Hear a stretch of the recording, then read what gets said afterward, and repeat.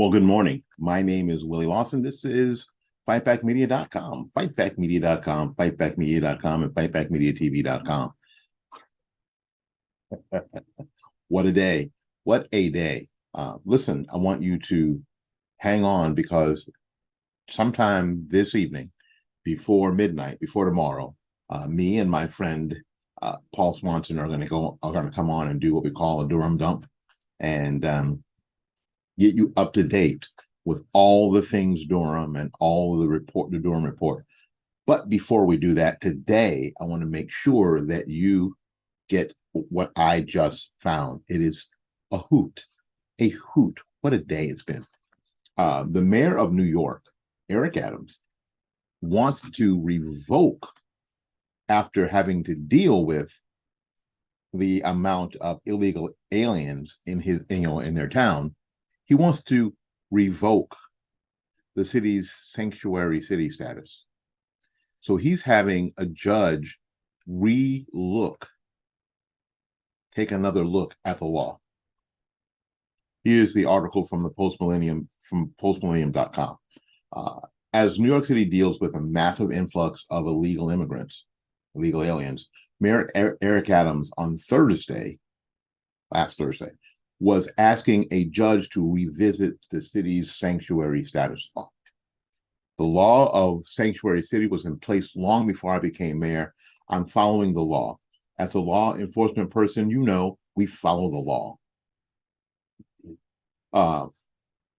We are in court now, today, asking the judge to revisit this law to deal with this humanitarian crisis, because even when they decided to put this into place, no one thought they would be dealing with humanitarian crisis of this proportion.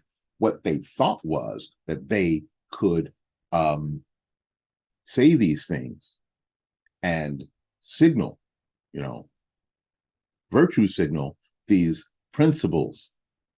They never thought they'd have to actually deal with a problem like El Paso and a bunch of really small towns along the border in Arizona and Texas. They never thought they'd actually have to deal with the problem and the people. They could virtue signal these things, and they could look down their urban noses at the people who were really struggling with these issues, with these little bitty towns with zero resources that have been struggling with them for years. That's why they did that, Mayor Adams. The statement comes as the hotels in upstate New York, not New York City, upstate New York, which is not Western New York. Buffalo is Western New York, and they'll tell you that. But we're talking about Binghamton and Greene, Syracuse, so those areas up there have canceled pre-booked hotel rooms, and some of them have booted homeless veterans to make rooms for Adams migrants, illegal aliens. The Crossroads Hotel in Newburgh, New York, abruptly canceled a Florida couple's 30-room reservation made for their wedding. Okay, if you're in Florida, why the hell are you getting married in New York? Doesn't make any sense to me. So maybe you should go back there and stay there. Maybe this will be the impetus for this family to understand that New York right now sucks. All of it. Maybe not Buffalo, but most of it, right? They made it months ago to accommodate traveling guests. And the Crossroads Hotel in Newburgh said, nope, we got illegal aliens coming in. State's taking over. Let's see here. What's the details there? 35-year-old Deanna Mifsud and 37-year-old Gary Moretti intend to get married on June 24th in upstate Wackill, New York, and made the reservation to the hotel because it was 20 minutes away. The reservation was canceled with no help from the hotel staff. It was like, nothing we can do. Another pair to be married from Queens, I said Crossroads, also canceled their May 20th reservation. Well, they were supposed to get married like in 4 days from now. Also in Newburgh, homeless veterans staying in multiple hotels were told by staff their temporary housing would not be extended and they would have to leave immediately. The city of Newburgh, which is roughly 60 miles north of New York City, has become a staging ground for illegal immigrants in the state, as Mayor Eric Adams continues to transport them into the county from New York City. The very same thing that he and Lori Lightfoot and others were talking about were terrible things, moving them out of one area to another, putting them on a bus and go, hey, listen, these people say they want you. You can't stay here. You can't stay here. There's not room for everybody. But there's a thing called a sanctuary city up here that they want you. So we're going to take you from this little dirt street town in Texas, Dirt Street, Texas, and take you to the Big Apple.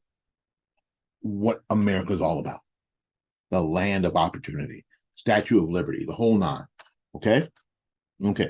Get on the bus. Get a sandwich. And when they get there, Eric Adams is like, oh no, y'all can't stay here. No, keep that bus going. Newburgh. Keep that bus going. Keep that bus going. Adams signed an emergency declaration on Wednesday ahead of Title 42's expiration, suspending the city's right to shelter rules that fine private rooms for illegal immigrants immediately. So he knew that when this Title 42 expired, he's going to get an influx of illegal immigrants. They have been staging on the border for weeks. So by some estimates, 30,000, some other estimates, which are kind of outliers, 200,000. But the gate is open. In a statement, a spokesperson said New York City has cared for more than 61,000 migrants over the past year. Ooh. One of the largest cities in the world, 61,000 people. Ooh. El Paso was not impressed. You know, the border cities along the southwestern border are not impressed by your 61,000. Sheltering and feeding and caring for them almost entirely on their own. Yeah. In recent days, we've seen upwards of 500 people a day. And some of these border towns see 1,000 people a day. And they're not New York. And they're not sanctuary cities. And we expect to see those numbers grow significantly as Title 42 lifts.